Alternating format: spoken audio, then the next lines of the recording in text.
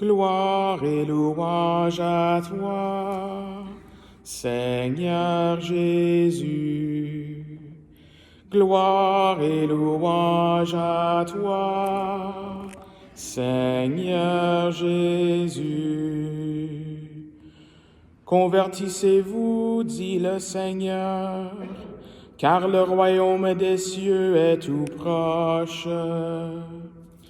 Gloire et louange à toi, Seigneur Jésus.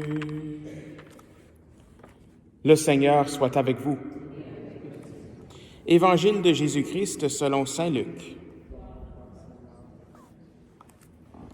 En ce temps-là, Jésus disait à ses disciples, « Il faut que le Fils de l'homme souffre beaucoup, qu'il soit rejeté par les anciens, les grands prêtres et les scribes, qu'il soit tué, et que le troisième jour, il ressuscite. » Il leur disait à tous, « Celui qui veut marcher à ma suite, qu'il renonce à lui-même, qu'il prenne sa croix chaque jour, et qu'il me suive.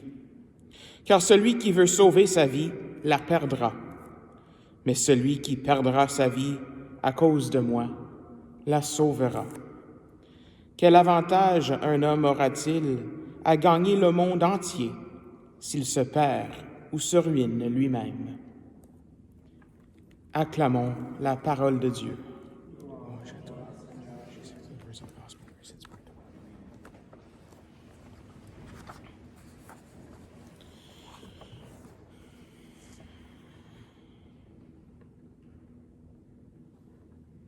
Alors, en ce jeudi, après la messe des cendres, en tout début de ce carême 2023, l'Église nous invite tout de suite à méditer par cet évangile sur les réalités qui nous attendent à la fin du carême. Il faut que le Fils de l'homme souffre beaucoup, qu'il soit rejeté par les anciens, les grands prêtres et les scribes, qu'il soit tué et que le troisième jour, il ressuscite. Alors, on peut voir cet évangile un peu comme une piste, une ligne directrice pour nous de pouvoir vivre ce carême. Et non seulement de vivre un bon carême, mais de vivre le meilleur carême de notre vie. Le Christ aujourd'hui nous invite avec lui à prendre notre croix et le suivre. Pas de prendre notre croix de façon générique, mais de faire un effort conscient tous les jours de prendre notre croix, de le suivre, pour que nous puissions aussi un jour partager à sa gloire, partager sa résurrection. C'est ça le but finalement du carême, n'est-ce pas? Alors qu'est-ce que la croix? On voit souvent que la croix, c'est comme les souffrances que nous vivions. Et nous avons tous et toutes des souffrances, n'est-ce pas? Il ne faut pas chercher loin nos souffrances dans nos vies. Car nous sommes humains. Nous sommes souvent faibles. Et face à nos croix, et je pense qu'on a tous une idée de qu'est-ce que c'est dans notre vie personnelle, nos croix, face à nos croix, face à nos souffrances, Jésus nous donne aujourd'hui deux choix. On peut faire deux choix. Le premier choix, c'est qu'on peut l'éviter. On peut y avoir peur. On peut cacher derrière nos souffrances. Souvent, des fois, on se cache derrière nos souffrances pour justifier notre inaction dans ce monde, n'est-ce pas? Même des fois, on se cache derrière nos souffrances pour justifier des fois nos manques de charité. Alors, nos souffrances, des fois, peuvent être une tentation pour ne pas suivre le Christ. Des fois, on peut même essayer d'ignorer, de masquer nos souffrances par toutes sortes de distractions qui nous viennent du monde, d'amasser toutes sortes d'avantages, de gagner le monde en d'autres mots, dans les mots de l'Évangile, pour ne pas faire face à ce qui vraiment nous dérange. On choisit soi-même, en d'autres mots. Mais Jésus nous dit qu'avec ce chemin de choisir soi-même, on va se perdre. Nous allons nous ruiner. En d'autres mots, c'est choisir la mort, comme nous le dit la première lecture. Mais il y a un autre choix quand nous faisons face à la croix dans nos vies. Il y a un autre choix qu'on peut prendre. Et ça, c'est y faire face. C'est de prendre sa croix, comme nous le dit le Christ, comme nous l'invite le Christ. C'est de prendre sa croix et de suivre le Christ.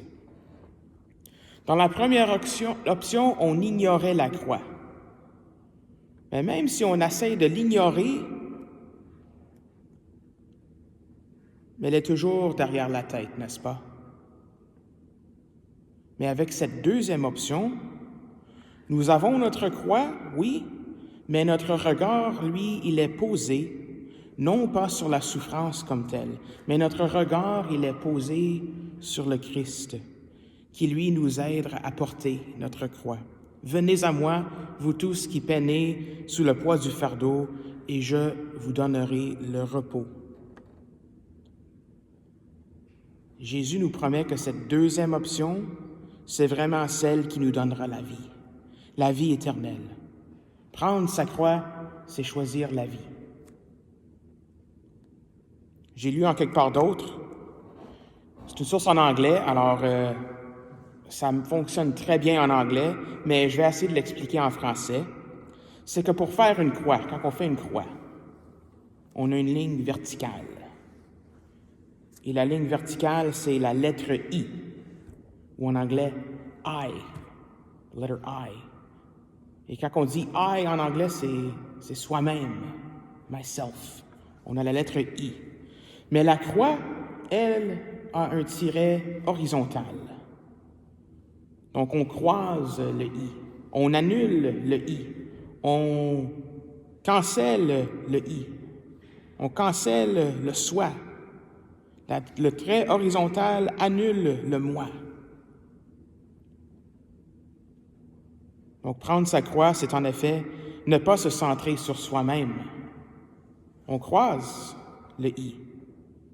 Prendre sa croix, c'est d'effacer soi-même, poser notre regard sur l'autre, poser notre regard sur le Christ, sur Dieu.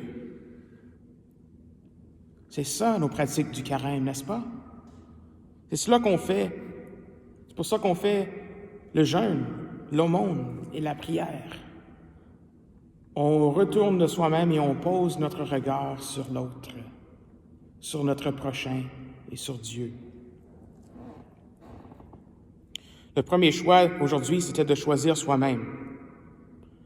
Le deuxième choix, celui de prendre sa croix, c'est de choisir l'autre et de poser notre regard sur l'autre, de poser notre regard sur le Christ qui nous donne la vie.